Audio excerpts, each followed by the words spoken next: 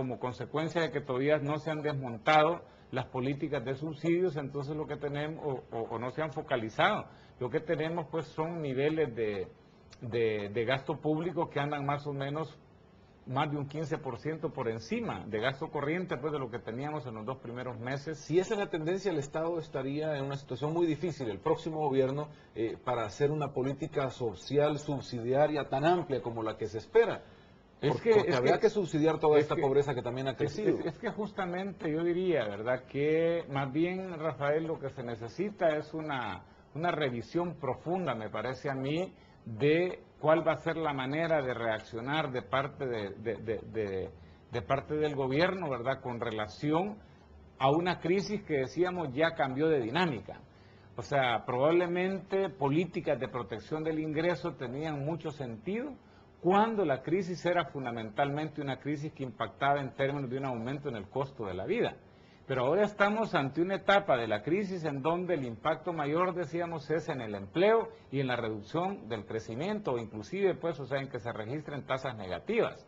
Entonces, en esta nueva etapa, seguramente las políticas más apropiadas, ya no, la mejor manera de proteger el ingreso ya no es dando subsidios, sino que realmente desarrollando programas, ¿verdad?, que permitan incrementar de manera sustantiva el empleo. Pero se necesita la plata, se necesita el dinero para la inversión. La inversión extranjera probablemente tampoco sea muy buena en esta situación, es decir, estamos viendo incluso que de México se están yendo inversionistas o que tenían inversiones en países que tienen una mejor posición que la nuestra, entonces podríamos pensar que incluso eso se va a ver limitado. Los bancos no están entregando los créditos, aunque dicen tienen bastante y suficiente dinero. ¿Cómo hacer que eso funcione entonces? Bueno, por eso decía, indiscutiblemente que el país va a necesitar un programa de estímulo fiscal para, sobre todo, pues decíamos, crear empleo y para estimular el crecimiento económico, ¿verdad? Eso es algo que definitivamente ya muchos países lo están haciendo. Estados Unidos lo está haciendo, la Unión Europea lo está haciendo, China lo está haciendo, ¿verdad? Bueno, prácticamente varios países en América Latina también lo están haciendo. El primero que lo inició fue justamente Perú, que es el que venía con tasas de crecimiento más altas en los últimos años, ¿verdad? Ahora, obviamente, pues, o sea, para eso va a ser necesario una diversidad de medidas, ¿verdad? En el cortísimo plazo, probablemente el país quizá va a tener necesidad, inclusive quizá de contratar nuevos empréstitos, ¿verdad? Probablemente va a tener necesidad de, como decía, inclusive tal vez hasta hacer revisiones en la LACAP de manera tal pues que se pueda incrementar la capacidad de ejecución, por ejemplo en este caso de obra pública. A mí me parece pues que dentro de esos programas de estímulos fiscales habría que ponerle mucha atención a aquellas actividades que son las más intensivas en mano de obra, probablemente la construcción de vivienda popular, ¿verdad? Todos dicen la eso. industria, Los la agricultura. Coinciden, pero en la práctica los empréstitos, los préstamos que se han hecho se han canalizado de tal manera que han entrado a la banca, pero no llegan a esos rubros.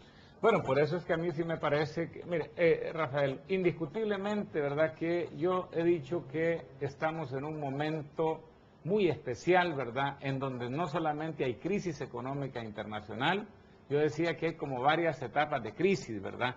Hay crisis económica internacional, también decía que hay crisis de los modelos de desarrollo.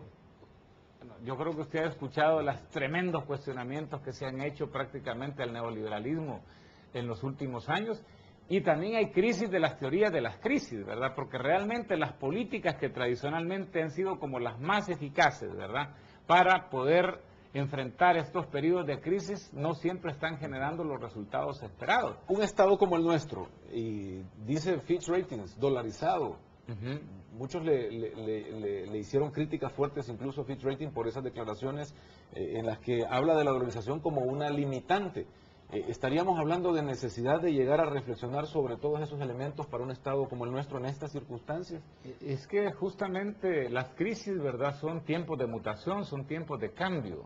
Entonces, indiscutiblemente, pues, que va a ser necesario, no solo en El Salvador, sino que decíamos a nivel mundial, va a ser necesario hacer una revisión profunda de los instrumentos de gestión de la economía tradicionales.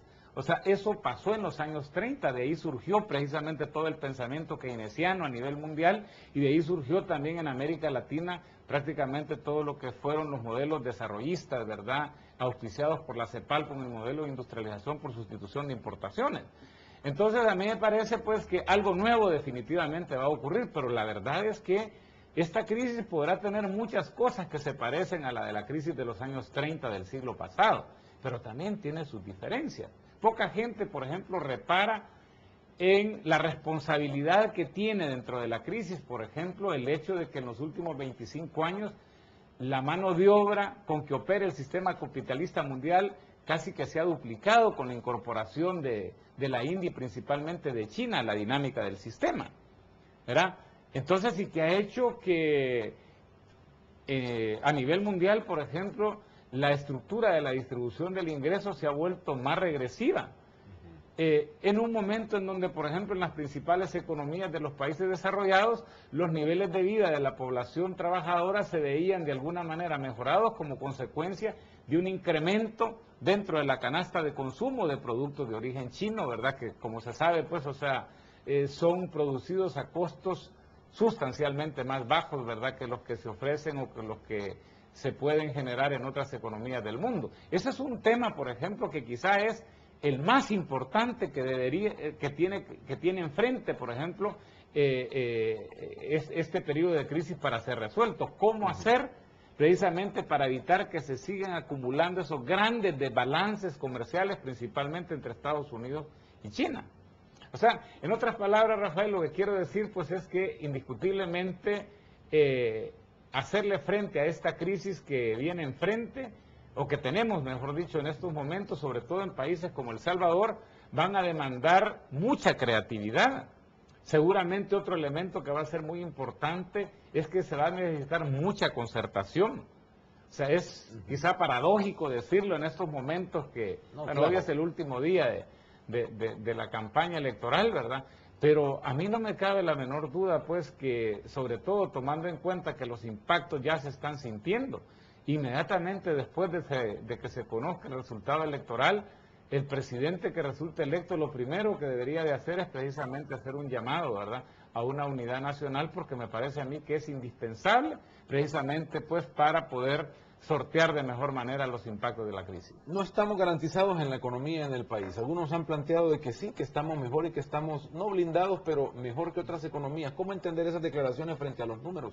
No, mira, en realidad, ¿verdad?, hay que tomar en cuenta, pues, o sea, que esta es una crisis que tiene como otra de las características particulares que surge y tiene como principal escenario, aunque no el único ya, ¿verdad?, a la economía de los Estados Unidos.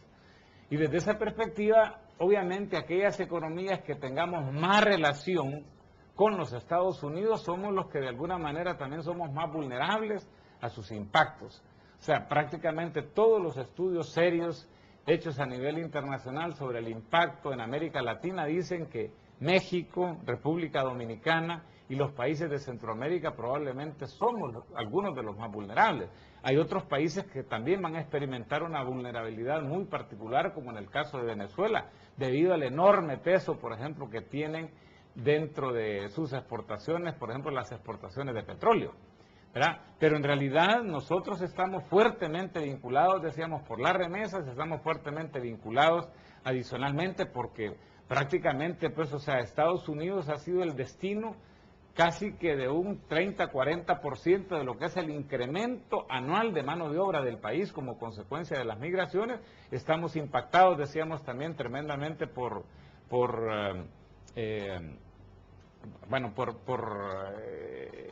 tenemos una banca transnacional, es decir, también por el funcionamiento del mercado del crédito, ¿verdad?, donde prácticamente nosotros lo que tenemos ahora es que aunque haya suficiente liquidez, como algunos analistas lo dicen, y probablemente es cierto tomando en cuenta los bajos niveles de actividad económica que hay actualmente, pero el problema es que la banca está operando